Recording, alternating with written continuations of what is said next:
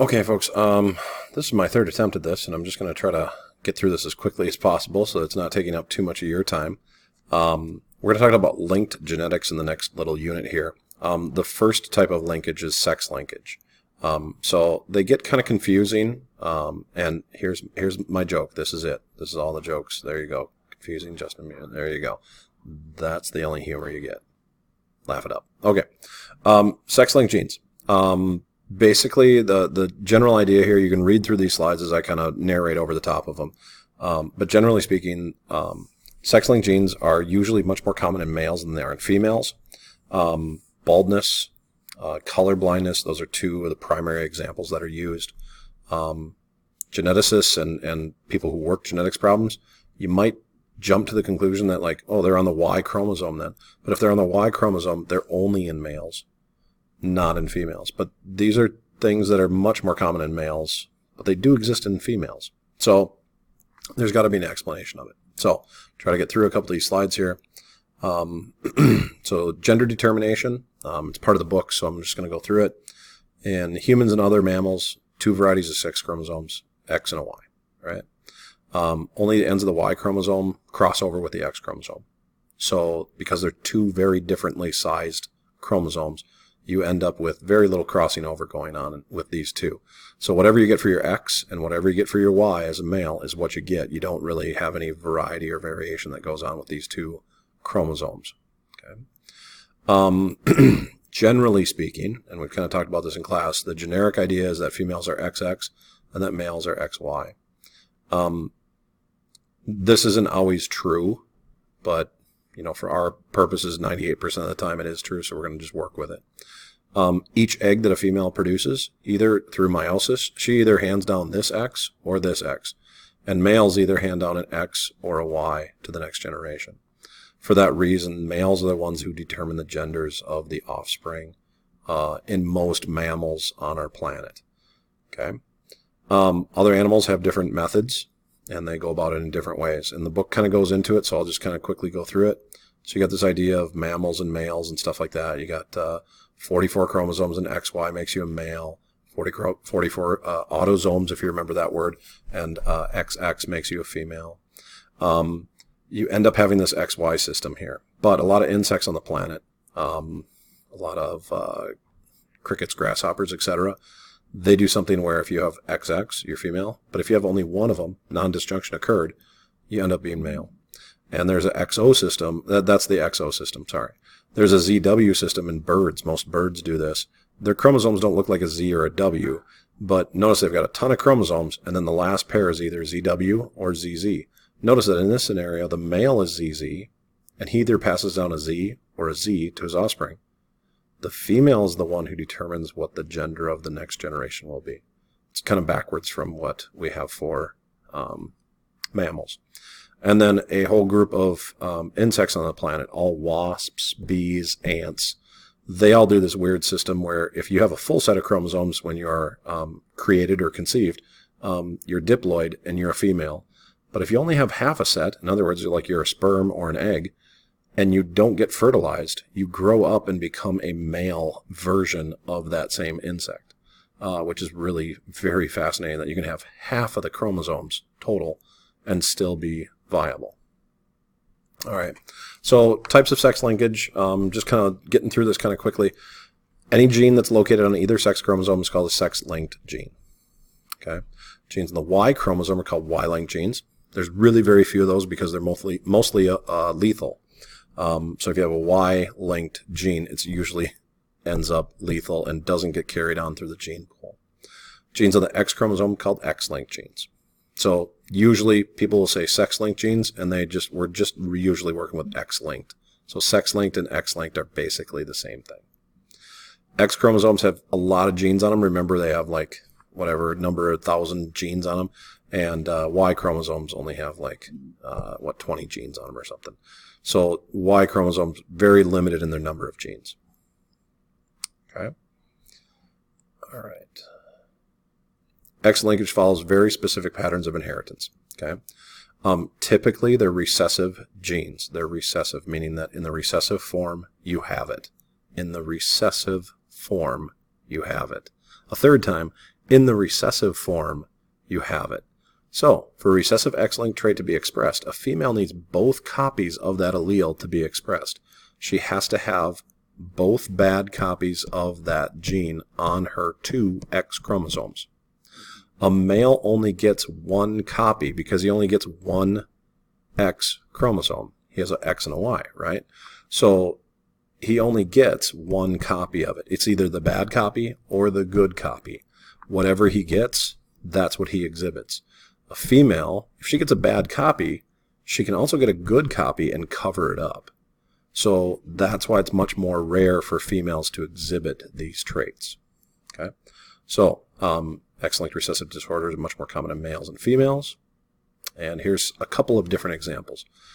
What we do when we write these out, we write out the X chromosomes, the X's and the Y's. You have to start with that. Most students don't. You have to start with writing out the X's and Y's. So we have a female who's XX, and then we say she's got the normal gene and the normal gene linked to each X chromosome. To link it, we write it like a superscript.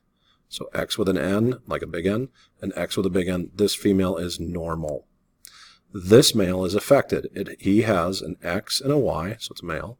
And on that X chromosome linked to that is the lowercase n, which would be the recessive form. And remember, in the recessive form of these genes, you have it.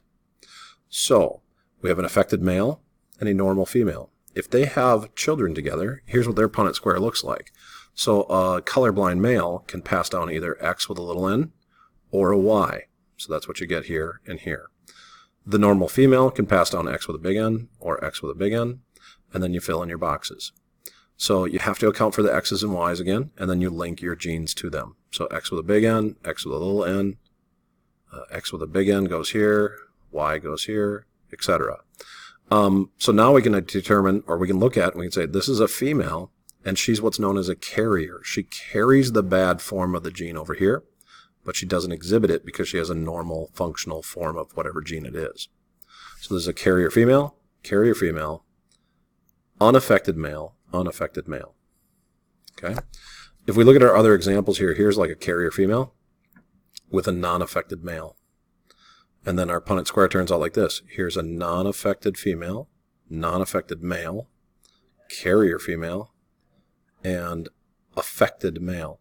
Again, carrier females, the question always comes up, they don't show any of the trait at all, so they wouldn't know they're a carrier. So we shade this a little bit different color because she's different than the non-affected, but like phenotypically, like physically, she wouldn't know the difference.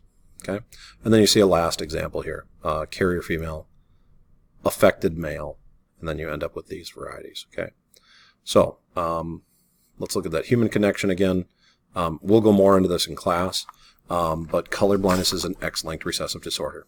It's on the X chromosome, and in the recessive form you have it, so in the lowercase letter you have it. We screen for it using the thing called the Ishihara test, which are those dotted, colored prints that you've looked at, and they have like numbers hidden in them. You've probably done it at a doctor's office or an eye appointment at some point. Even at school they use them sometimes. We'll take a look at them in class sometime. And then I found a website that shows examples of like what it would look like if you had this type of color blindness or this type of color blindness. We'll look at that later. All right, so here's some common word problems, and I'll just do a couple of them on here. They'll take a little bit of time because I have to draw with a mouse here. But here's the first example. Colorblind male and a carrier female have a child together. What are the chances that it's a colorblind boy or carrier female? Okay, so we got to break this problem down. Oops, sorry. I'm trying to get my pen out here. There we go. So colorblind male, that would be a male who is X with a lowercase letter attached to it. For colorblindness, we typically use C. I'm not a big fan of this, of using the letter C, because a capital C and a lowercase c both look alike.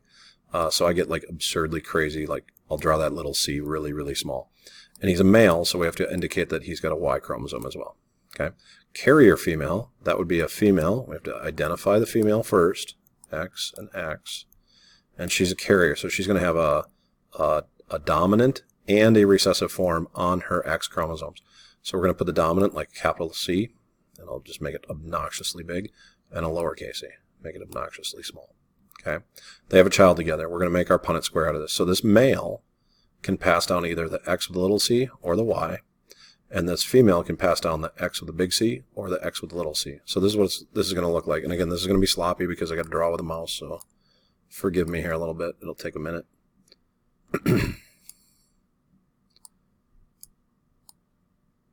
So the male can pass down either the X with the little c or the Y.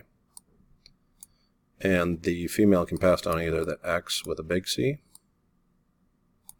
or the X with a little c. Now, to save a little bit of time here, I'm not going to fill in all of these boxes, but basically we're looking for what are the chances that it is a colorblind boy.